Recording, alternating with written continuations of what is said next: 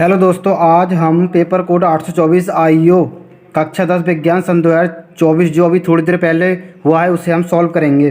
खंड अ बहुविकल्पीय प्रश्न। हमारा पहला प्रश्न था इसमें निम्न में से कौन सा लेंस छोटे अक्षरों को पढ़ने के लिए उपयोग में लाना चाहिए। तो इसमें हमारा सही जवाब हो जाएगा option number A 10 centimetre focus दूरी का उत्तल लेंस। हमारा दूसरा प्रश्न है तारों के टिमटिमाने का कारण है। इसका हमारा सही जवाब हो जाएगा ऑप्शन नंबर सी वायुमंडलीय अपवर्तन। हमारा तीसरा प्रश्न है उत्तल दर्पण द्वारा अनंत पर स्थित वस्तु का प्रतिबिंब होता है। इसका हमारा सही जवाब हो जाएगा ऑप्शन नंबर बी आभासी तथा छोटा। हमारा चौथा प्रश्न है श्वेत प्रकाश को प्रिज्म से गुजारे जाने पर सबसे अधिक विचलन कोण वाला रंग होता है। इसका हमारा सही जवाब हो जाएगा ऑप्शन नंबर डी नीला, क्योंकि हमें इसमें बैंगनी नहीं दिया हुआ है।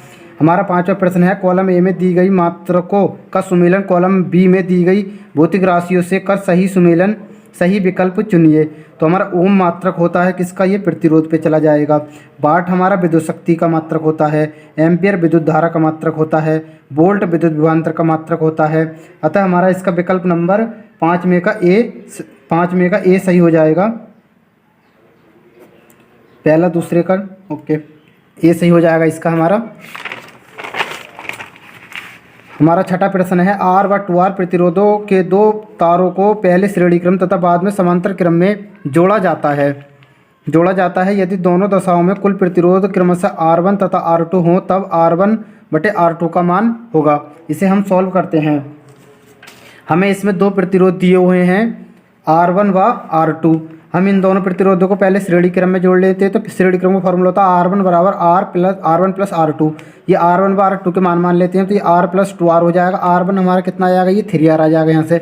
अब इन्हें हम समांतर क्रम में जोड़ लेंगे तो समांतर क्रम का फॉर्मूला होता है हमारा 1/R1 प्लस 1/R2। तो यहाँ पे मान रख देंगे 1/R प्लस 1/2R हो जाएगा। ये यहाँ पे हम एलसीएम ले लेंगे, 2R एलसीएम आ जाएगा तो ये R से R कट जाएगा, 2 आ जाएगा यहाँ पे, और 2R से 2R कट जाएगा तो यहाँ पर 1 आ जाएगा। ये 1/R2 बराबर 2 और 1 3 हो जाएंगे, 3/2R हो जाएगा ये। अब इसे हम पलट देंगे, यहाँ से R2 का मान निकाल देंगे तो ये भी पलट जाएगा तो ये 3/2R हो जाएगा। अब हमें निकालना R1/R2 का मान। तो R1 का मान हमारे पास कितना है, 3R है, और R2 का मान 2R/3 है। इसके बटे में कुछ नहीं तो हम 1 मान लेंगे, इसकी गुणा इससे कर देंगे और इसकी गुणा इससे कर देंगे तो ये आ जाएगा 3×3=9R आ जाएगा ये, और ये नीचे 2R आ जाएगा। ये R से R कट जाएगा तो यहाँ से बचेगा हमारे पास 9/2। यही इसका आंसर हो जाएगा। अतः हमारा इसका विकल्प नंबर सी सही हो जाएगा, 9/2 छठे का।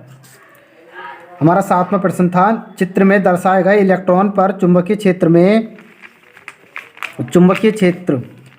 क्षेत्र के लंबवत प्रवेश करने पर आरोपित बल की दिशा होगी।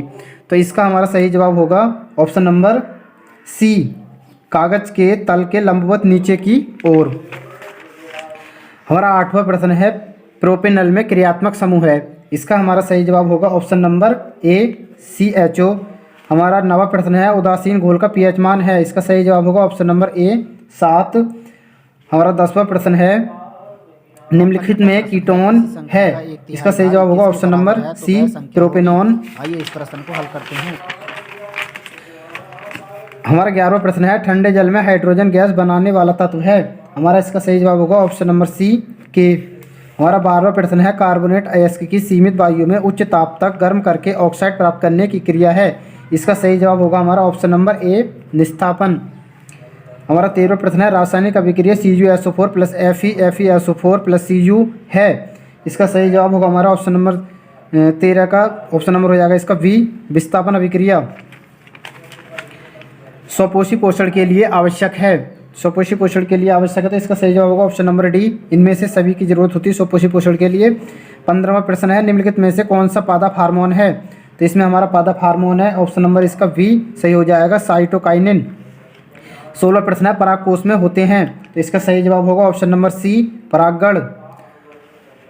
हमारा 17वां प्रश्न है पुनरुद्भवन पुनर्जनन द्वारा प्रजनन होता है। इसका सही जवाब होगा ऑप्शन नंबर ए हाइड्रा में।